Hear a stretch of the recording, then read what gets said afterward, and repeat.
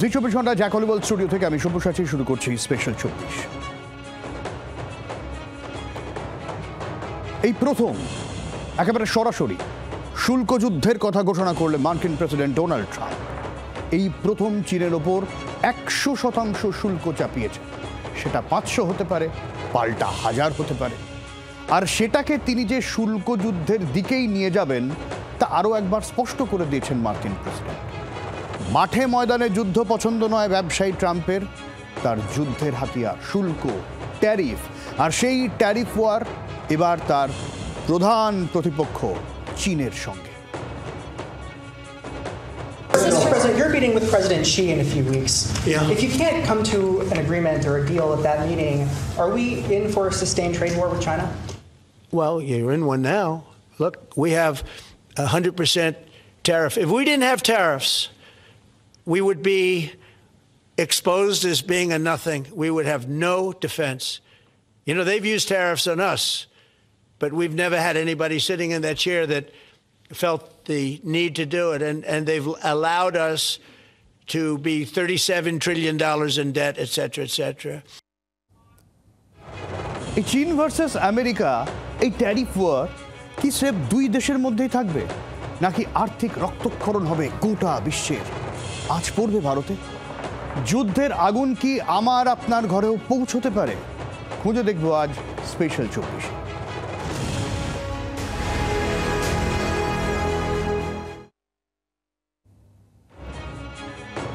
এবার চীন বনাম আমেরিকা যুদ্ধ, শুল্ক যুদ্ধ।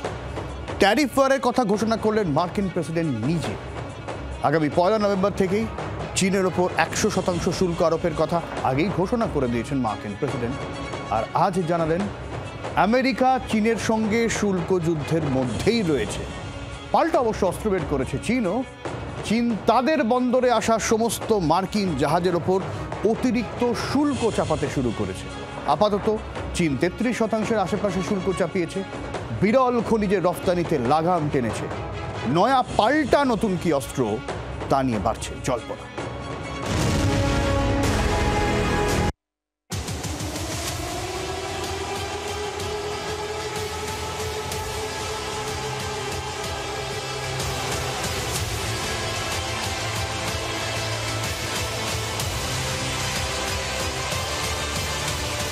মাঠে ময়দানে আকাশে যুদ্ধ নয়, যুদ্ধ অর্থনীতির, যুদ্ধ শুল্কের। এবার ট্যারিফ ওয়ার, শুল্ক যুদ্ধ। হাতে নয় ভাতে মারার লড়াই, আমেরিকা ভার্সেস চীন।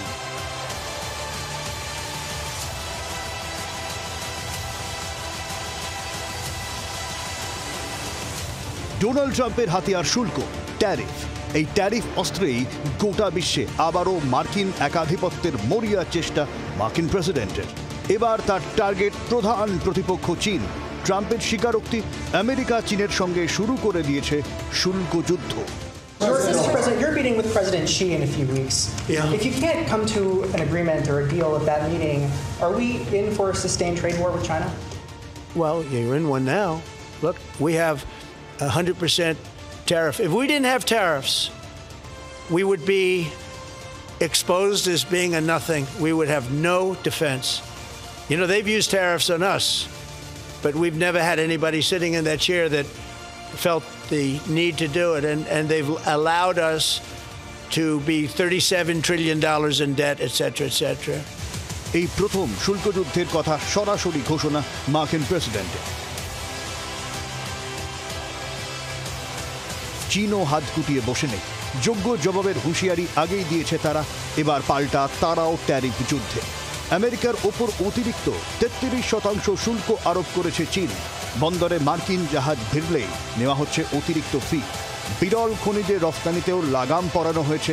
মার্কিন সয়াবিন আমদানিতেও লাগাম পরিয়েছে চীন। মার্কিন কোম্পানি কোয়ালকমের বিরুদ্ধে একাধিক তদন্ত শুরু করা হয়েছে। একাধিক অন্যান্য মার্কিন কোম্পানির বিরুদ্ধে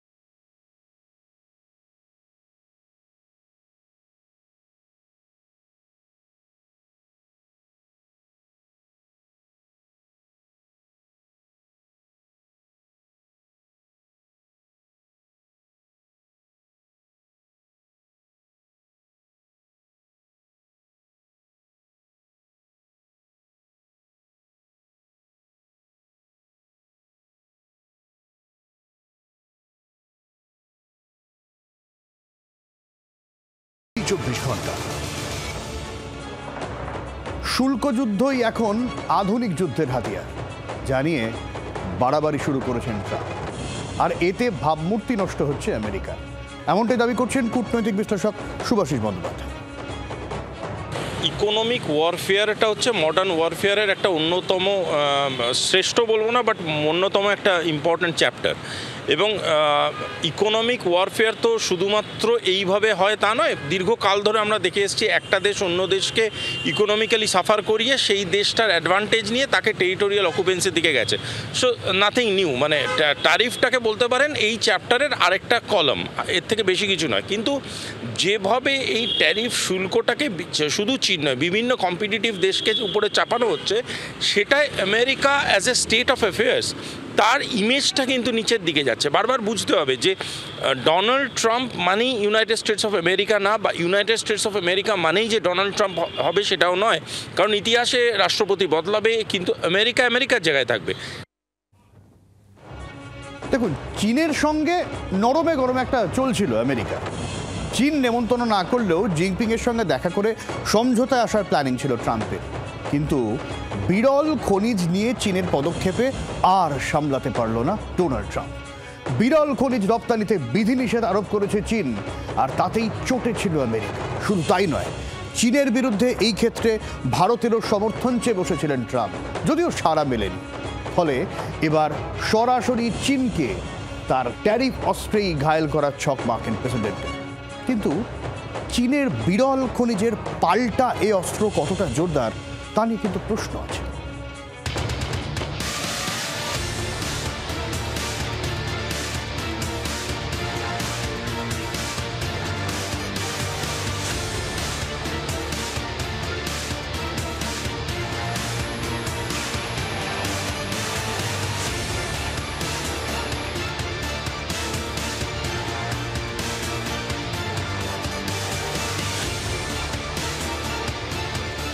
ছোটবেলায় পিরিয়ডিক টেবিল বা পর্যায় সারণী পড়েছেন তো?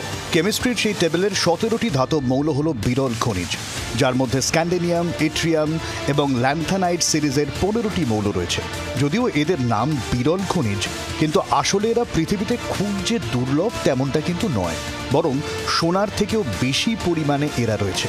তবে সমস্যা হলো এদের নিষ্কাশন এবং প্রক্রিয়াজাতকরণ অত্যন্ত কঠিন, খরচ সাপেক্ষ আর পরিবেশের জন্য ক্ষতিকর। বিরল খনিজের দুটো ভাগ, হালকা এবং ভারী। ভারী বিরল খনিজ অপেক্ষাকৃত দুর্লভ।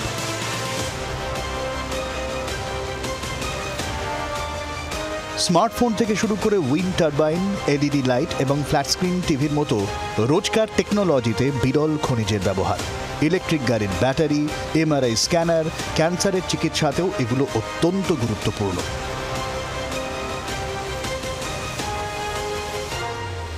মার্কিন সেনার জন্য এই বিরল খনিজ অপরিহার্য। 2015 সালের CSIS এর একটি সমীক্ষা অনুযায়ী F-35 যুদ্ধবিমান, সাবমেরিন, লেজার স্যাটেলাইট থেকে শুরু করে টোমাহক মিসাইলের মতো আরও অনেক সামরিক সরঞ্জাম তৈরিতে এগুলোর ব্যবহার রয়েছে।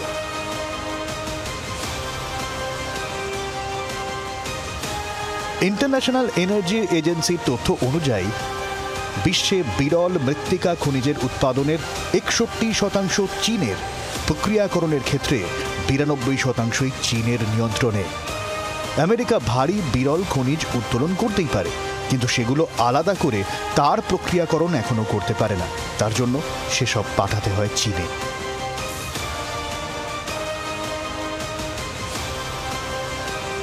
মোট 12টি বিরল খনিজের নিয়ন্ত্রক এখন চীন। তা নিয়ে বেজিং কড়াকড়ি বাড়িয়েছে। 2020 থেকে 23 আমেরিকার 70% বিরল খনিজ গিয়েছে চীন থেকে। ফলে চীনের কাছে শুল্ক যুদ্ধে এই রেয়ার আর্থ মিনারেল অন্যতম হাতিয়ার। বিশ্বের টপ 5-6টা ব্যাংকের মধ্যে চীনের আধিপত্য বিস্তার নিয়ে কোনো প্রশ্ন উঠতে পারে না। সেক্ষেত্রে ইকোনমিক কন্ট্রোল এবং ইকোনমিক শাফলিং এটা চীনের স্বভাবসিদ্ধ ব্যাপার। সুতরাং চীনের উপরে যদি শুল্ক চাপায়, চীন কিন্তু এটাকে উইথ দ্য বুলস হর্ন কাজ করবে, মানে একদম হেড অন নেবে আমেরিকাকে। যেমন চীনও শুল্ক চাপিয়ে গেছে সেটাই চাপাবে। শুধু তাই নয়, চীন যেটা আরেকটা জিনিস চেষ্টা করবে করার, সেটা হচ্ছে আমেরিকান মার্কেটের ক্ষতি করার।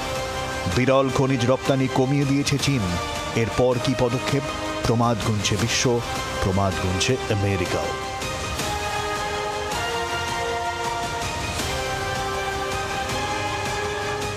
ব্যুরো রিপোর্ট, জি24 ঘন্টা। এভাবে চীনকে দমানো যাবে না, তাই স্টান্টবাজি করতে চাইছেন ট্রাম্প, এমনটাই মত কূটনৈতিক বিশ্লেষকদের। ওরা ইকোনমিক ইনফ্লেশনের মধ্যে দিয়ে চলছে, ইনভেস্টমেন্ট রিফিউজাল হচ্ছে, ব্রিক্সে আজকে ভারত, রাশিয়া, চায়না সবাই এক জায়গায় চলে এসছে, বিআরআই, এসসিও ঘাড়ের কাছে নিঃশ্বাস ফেলছে। সেক্ষেত্রে দাঁড়িয়ে বলতে পারেন এটা একটা স্টান্ট এবং এটা একটা ওই বলো না চমক, ওরকম একটা চমক। এই চমকধারী ব্যাপার স্যাপার অল্পক্ষণের জন্য ভালো লাগে, বাট লং টার্ম এফেক্ট হিসাবে যদি দেখেন এটা কিন্তু টিকবে না। কিন্তু একটা জিনিস মাথায় রাখতে হবে, চীন আর আমেরিকার এই যে শুল্ক যুদ্ধ, দুই দেশ যে সমস্যা পড়বে তা কিন্তু নয়, সমস্যা হবে গোটা বিশ্বের। সেক্ষেত্রে প্রাথমিকভাবে গোটা বিশ্বের জিডিপিতেই এর প্রভাব পড়তে পারে, সমস্যা পড়তে পারে একাধিক বহুজাতিক সংস্থা, কানাডা, মেক্সিকোর মতো দেশগুলোতে পড়তে পারে পরোক্ষ প্রভাব।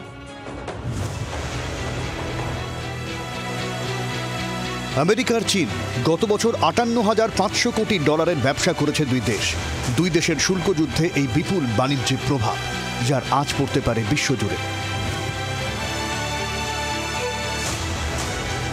এ কথা ঠিক, চীন আর আমেরিকার মধ্যেও ভারতের মতো বাণিজ্য ঘাটতি রয়েছে। চীনের থেকে তুলনামূলক বেশি আমদানি করে থাকে আমেরিকা, এখানেই ট্রাম্পের গোঁসা বেড়েছে আরো। 2018 সালে চীনের সোলার প্যানেলের ওপর 30% শুল্ক আরোপ করেছিল ট্রাম্প, কিন্তু তাতে লাভ হয়নি। চীনা সোলার প্যানেল কোম্পানি তাদের উৎপাদন অন্য দেশে নিয়ে যায়। মালয়েশিয়া, থাইল্যান্ড, কম্বোডিয়া বা ভিয়েতনামের মতো দেশে প্যানেল অ্যাসেম্বলের কাজ শুরু হয়। ওই সমস্ত দেশ থেকেই সোলার প্যানেল যেতে থাকে আমেরিকায়। পুরনো অভিজ্ঞতা মাথায় রেখে এবার ওই সমস্ত দেশগুলোর ওপরেও পাল্টা শুল্ক চাপানো হচ্ছে, ফলে শুল্ক থেকে রেহাই পাবে না কোনো চীনা জিনিসই।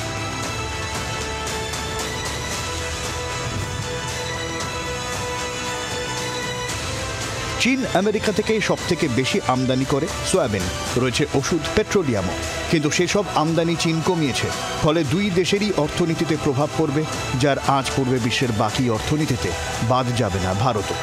এটা কিন্তু সারা বিশ্বের এবং তার মধ্যে ভারতবর্ষ কিন্তু সেই জায়গাতে দাঁড়িয়ে থাকবে, যেখানে ভারতবর্ষে অলরেডি আমেরিকার সঙ্গে একটা শুল্ক যুদ্ধের কথা আমরা দেখছি এবং তাতে কিন্তু ভারতবর্ষের রপ্তানি খুব ক্ষতিগ্রস্ত হচ্ছে। আপনি দেখবেন এইমাত্র আমরা যে ডেটাটা পেলাম, যেটা গত মাসে আমাদের রপ্তানি বাণিজ্য সেটা কিন্তু ক্ষতিগ্রস্ত হয়েছে।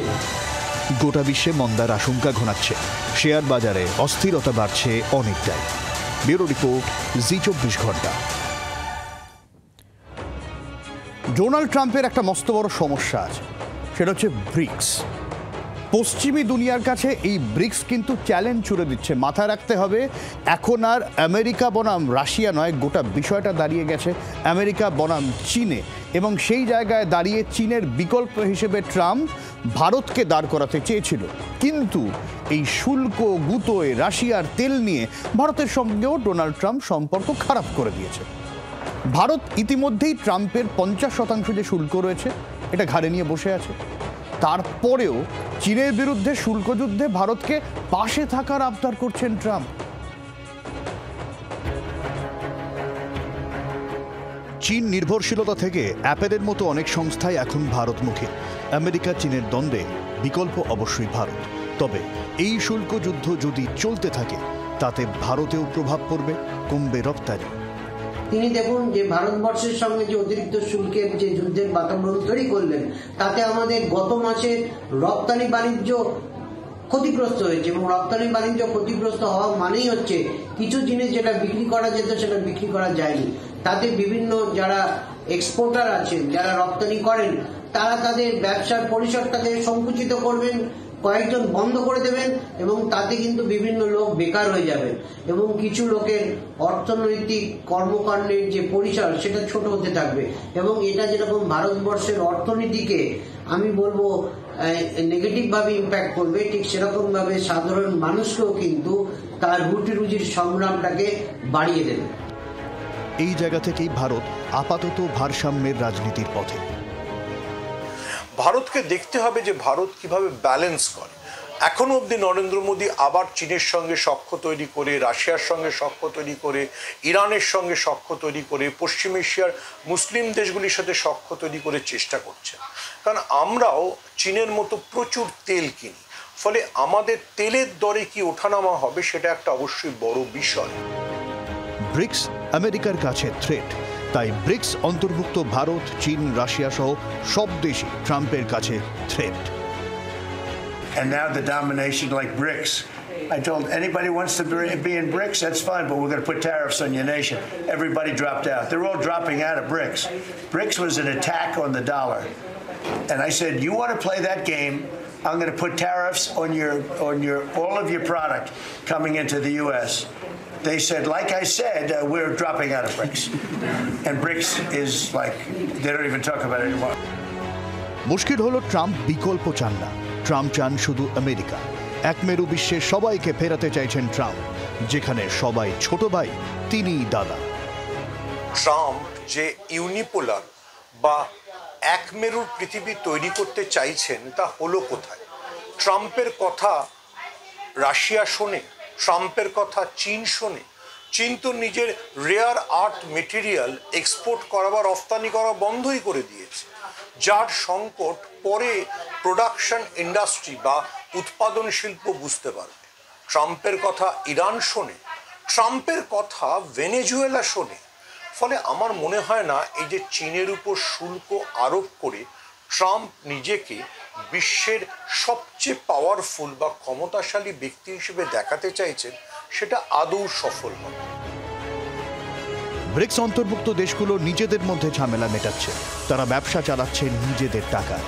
ট্রাম্প দাদাগিরি ফলাতে চাইছেন যত, স্বঘোষিত দাদাকে এড়িয়ে বাকি বিশ্ব এককাট্টা হচ্ছে তত। দর বাড়ছে এশিয়ায়, সাময়িক চাপ কাটাতে পারলে উজ্জ্বল ভবিষ্যৎ ভারতের, বলছেন বিশেষজ্ঞরা। ব্যুরো রিপোর্ট, জি24 ঘন্টা।